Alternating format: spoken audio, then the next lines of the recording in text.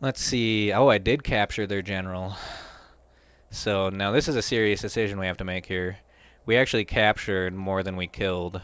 We captured a ton of people here. I'm going to ask for your input here, Stallion. What do you think? Should we execute these guys or should we attempt to ransom them?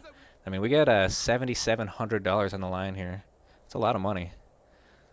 We could do some serious infrastructure improvements, but keep in mind, if we ransom these guys and they're able to afford the ransom, they just get that army back. And that's just more people we're going to have to fight later. Alright, we're going to do the ransom. Ransom us. It is efficient, yeah? Oh, do you hear that? They're begging for the ransom when you put the cursor on here. Yeah, the Reich can meet your demands. Oh yeah, the Reich can meet your demands. Alright, let's do it. Oh, they couldn't afford it, so we execute them anyways. Oh. Oh, that's too bad. Oh, and we got the settlement too.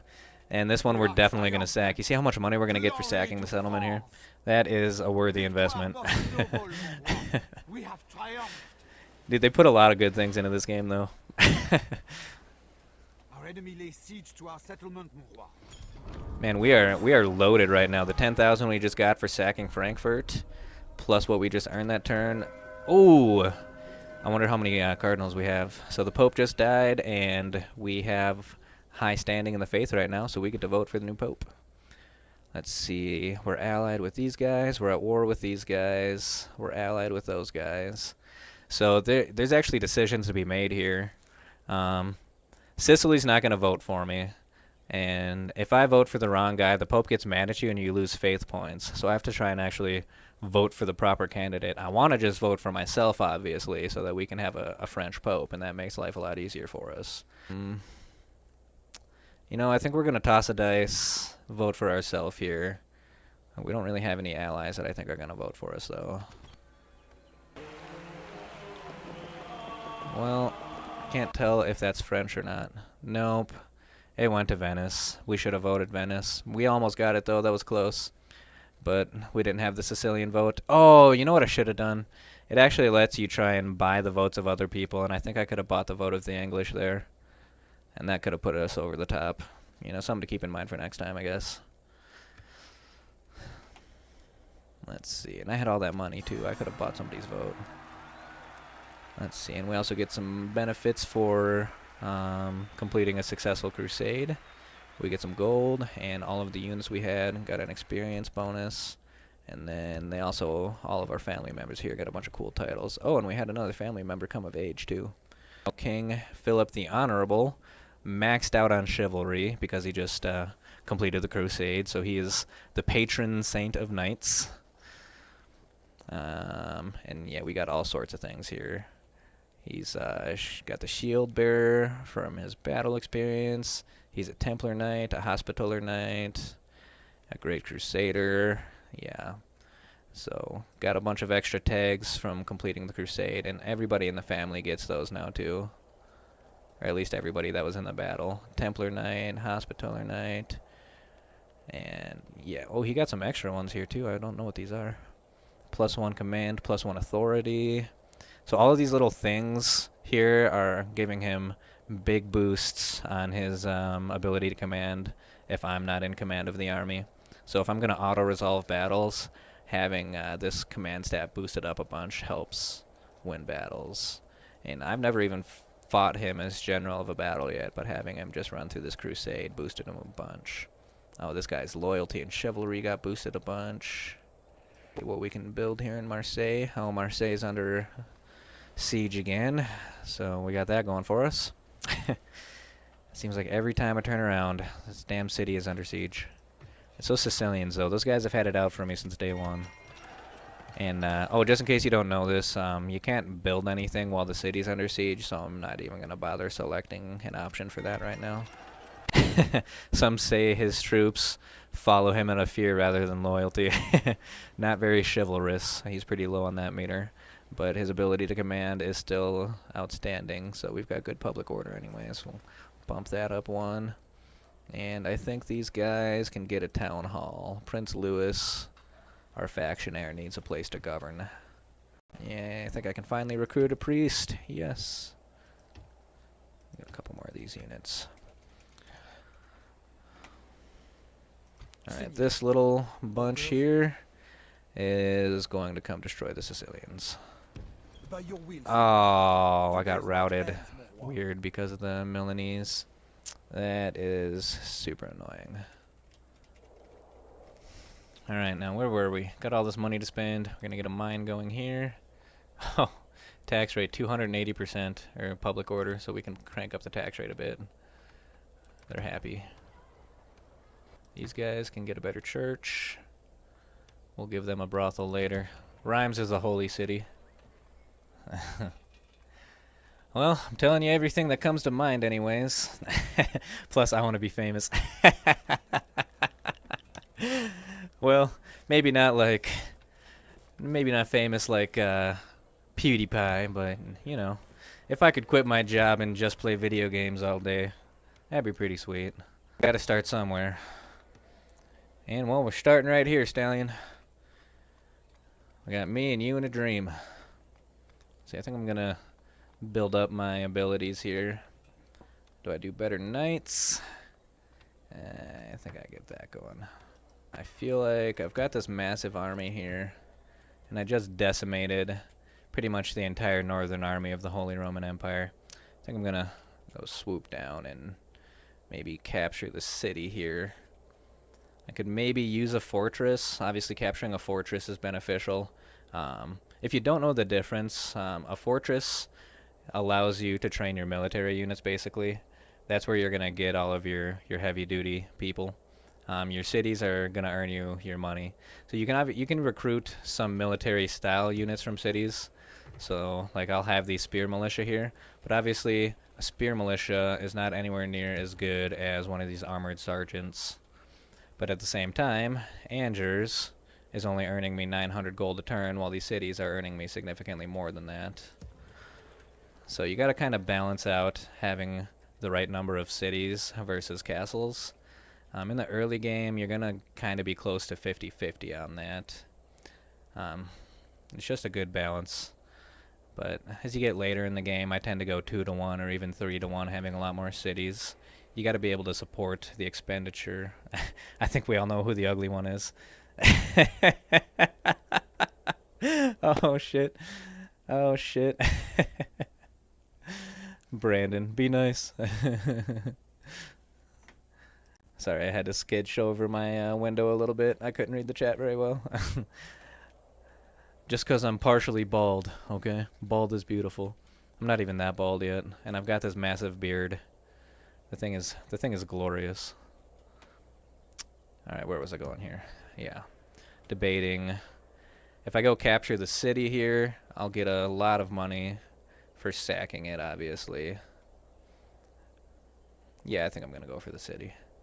Let's see. King Philip. Ready and able.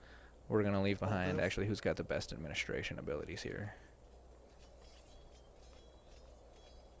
He's a firm ruler, hoarder of wealth.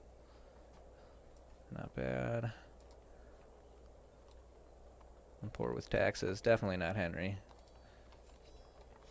Shamelessly lewd. No, that's going to be this guy. This guy's getting left behind. Let's see. Control. You stay behind. We got to leave a couple military units to protect the city with him.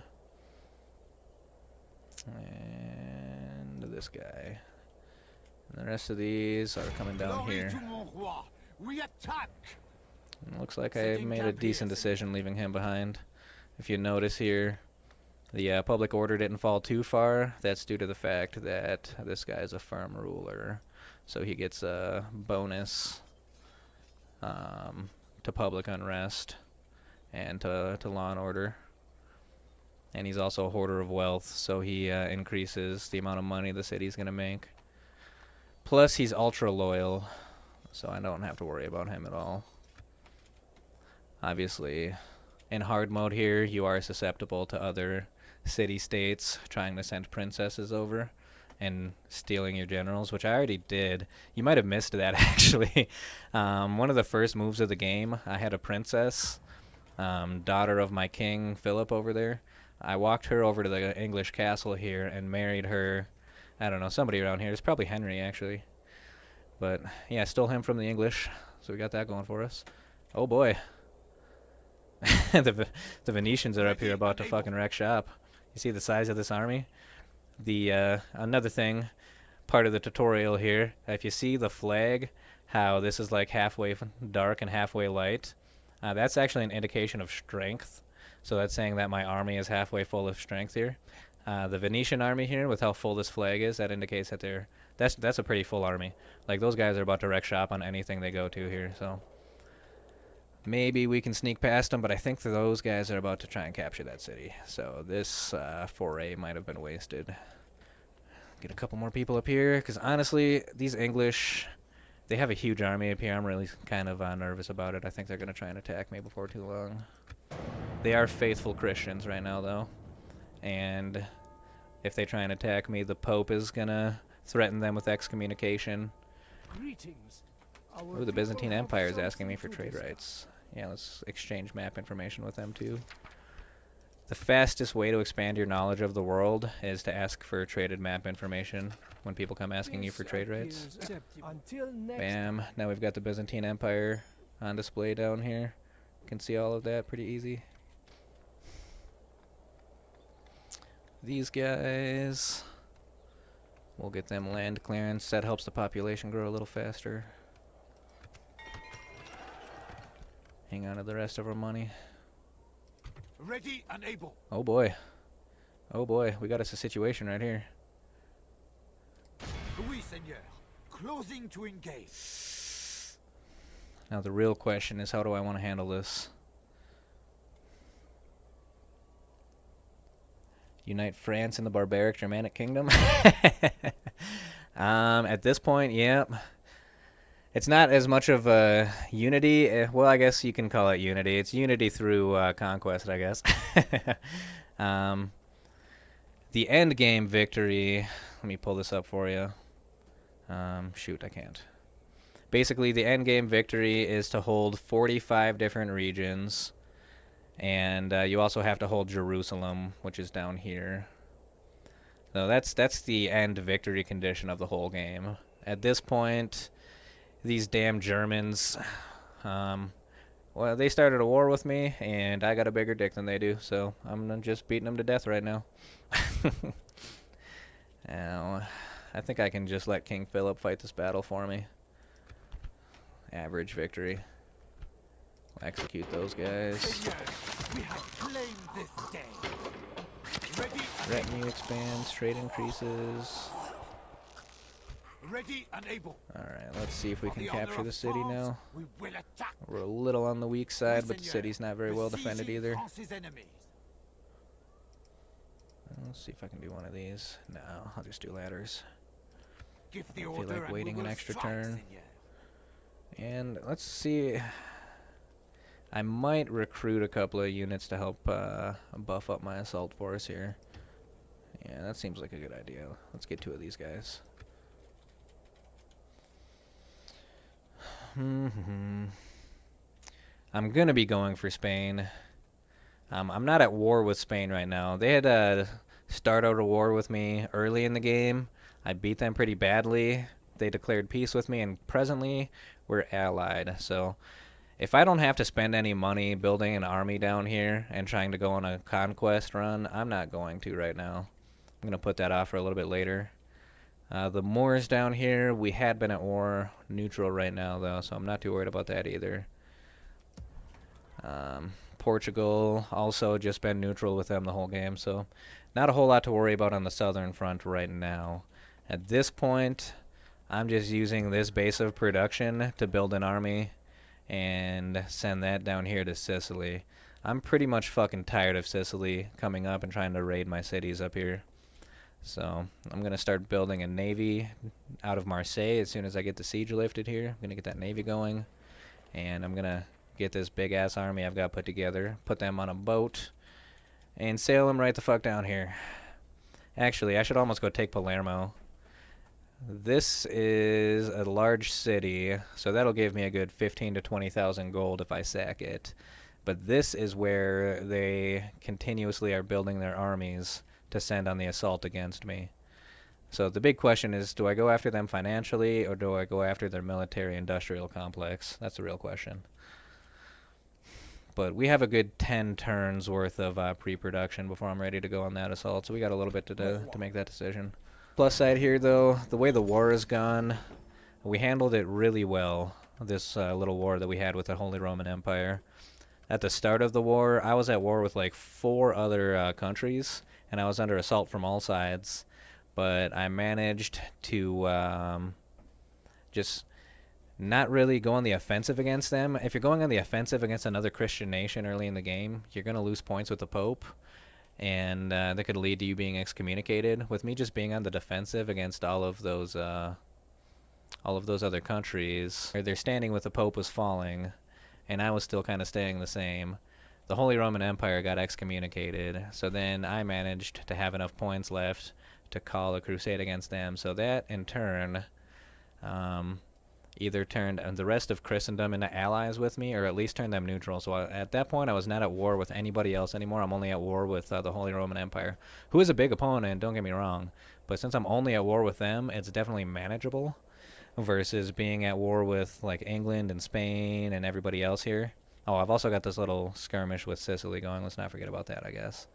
But we definitely relieved a lot of pressure early in the game just by being passive. They definitely reward you in this game for not being too military aggressive right off the bat. Just take your time and build up your financial center and everything. And don't go on the offensive. Being on the offensive just kind of hurts things. It's definitely been paying off here. We're on turn 47 now. We're in a pretty good position for the late game, though. So if you see here, we just had this pop up, a suitable husband. So I must have a princess that I wasn't aware of. She must have just came of age or something. So when you have a princess available, it'll offer you husbands, and I can either choose to accept or decline this marriage. But he actually looks decent enough. He's an alcoholic, so that kind of sucks, actually. It's gonna be bad for command. He is loyal. He's young. I don't know, man. I think this thing is really just kind of killing him here. We're gonna decline that marriage. I've been under siege for a little while here at Marseille. I've really just been hoping they're gonna go on the offensive, because wall defense is a lot easier than trying to go on the offensive. But I'm down to 5 turns until I surrender here. I can hold out for a little bit. I'm gonna try and get this army down here before I do anything stupid. Instruction report first. Yeah, he's an alcoholic. Yeah, this game does that kind of shit. There's a lot of really in-depth little things in this game that you got to look at. And in this case, being an alcoholic in the game takes away from his ability to command and takes away from his decision-making. So it makes him like worse as a governor and worse as the head of an army. So it kind of makes him less useful as a family member. So I may as well leave that princess open for somebody that's more useful. Every now and then you get weird ones. Like they talk about like dudes that are into sodomy and stuff. It's super funny. They can get a brothel finally. They've earned it. They've been on the grind for a long time. Let's get into this. Alright, now the real question is, am I good enough to fight this out? Or is Philip so bold and confident in command, this man could lead an angry mob to conquer an empire? That's a pretty stunning endorsement of his command abilities. I kind of want to fight this on the map. We're going to be assaulting some walls here, and I know if you wait, it'll give you a chance for different conditions, but honestly, this heavy rain is perfect for us right now. Reason being is I've got this highly flammable piece of wood here that these guys are going to be taking their sweet ass time pushing up to the gate.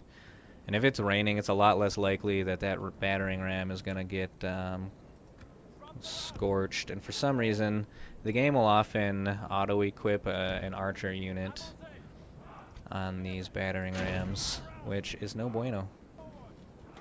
Alright, we're going to start the battle. Pause real quick and issue our first commands. Let's get this battering ram going.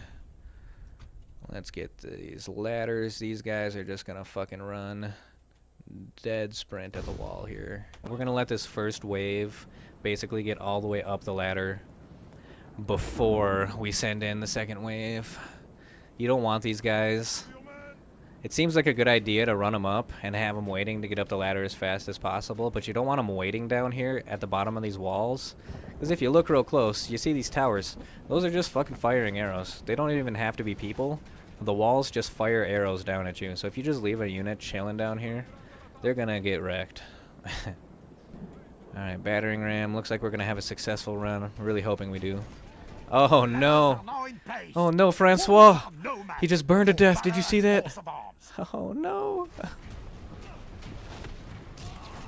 Oh man, this is gruesome. Alright, this next part is gonna be rated M for mature. This giant long piece of hard wood is about to penetrate. It's about to break the walls. Oh no. Look away. Look away. Holy shit, that's where those guys are. Okay, these guys are gonna come running back over this way. This symbol here, they're getting arrows rained on them and they're dying. Not good. It's hard to be the king. Yeah, the king is literally in this battle. Not something you do very often. Obviously, it's bad for your country for your king to die, and the king has a ton of governance benefits. So normally, I just leave my king at the capital. He's going to raise the income of the capital a bunch, raise the public happiness a bunch, and public order. But since we're on this crusade against against these damn Germans, you know, he's out here getting his hands dirty. Victory will be ours. Let's see, where is he? Oh, here he is. There he is right there. He's got the big feather on his head. Yep, that's our king. And this is the rest of his guard, looking fucking mean. Go check out what's going on here. For this part, I like to let the battle run at normal speed. Because obviously there's a lot going on right here. This unit's just getting fucking killed. These guys are... they're just being sacrificed, basically. They're spears, though, so I'm really hoping they're just going to do some damage to these heavy cavalry before they die. That's basically their main mission at this point. What's going on here? We've got archers. Oh my god. Half of this force. There used to be 60 people in here. And this is what happens when you don't pay close attention to your battle. A unit that you don't pay attention to just gets killed by all of the random artillery walls up here. And actually, I think I'm going to just send this unit here to their death as well. 'Cause I really don't want my family members running into this gate of death. Let's zoom in a little bit. Oh, but as you can see, this is not a happy place right now. Pretty much just the end of the world for about 40 or 50 guys, at least.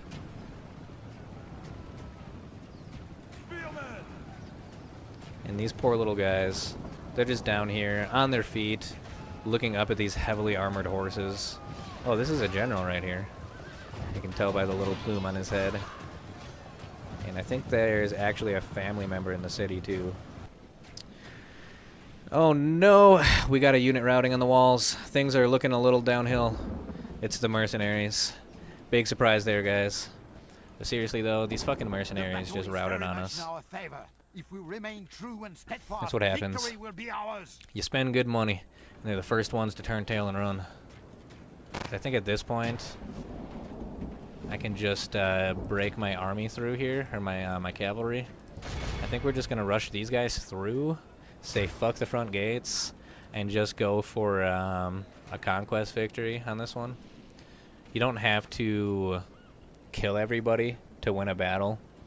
You can go capture the city center as well, which you just have to have control of the city center for 3 minutes, and then it doesn't matter how many people are left in the battle, you just win the game for that. So since I've got all of these units tied up on the walls here, and I may actually end up losing the battle on the walls here, I'm going to rush my heavy cavs in. Now that I've got room to come rushing in with my heavy cavalry, I think we're going to be in a decent position for the end. A noble death. Oh no, Henry died. We lost Henry. That's not good. Oh no. Henry is the guy from turn like 5 that my princess went and stole away from the English. He just died in this battle. I'll tell you what, he was a loyal Frenchman to the end. Oh, he really proved himself. Gotta give him props for that. You know, you can marry into the family, but you really have to take it to the next level to commit yourself and die in the battlefield for king and country. Literally died defending his king on the battlefield. And he wasn't even born into the family. He married in. We call that love. We call that loyalty. We call that total war. That's what you get for listening to women. You're gonna die on the battlefield. Yes, you do. Alright, so you see up in the top corner here, we got a timer counting down. It's because we have control of the city center. So even though we're pretty much equal in remaining forces, we own the city center. So we're gonna just fast forward ×6 here. I hope those guys started routing as soon as the king came. So now that they're routing, they can't fight back. They can only run. If they make it back to the city center, they will reset so that they're no longer routing. But while they're routing, while that white flag is flashing, they can't fight back. So basically, they just get to be slaughtered for a minute. Victorious! Our soldiers have Average victory, pretty much what we expected. That was a tough battle. We even lost one of our crusaders in that battle. We'll have to tell the princess. Oh no, that's not a conversation we're looking forward to here. We're gonna sack the city here, and we're gonna get 8,000 gold for doing it. Solid. We'll definitely weave a narrative in as we're going here.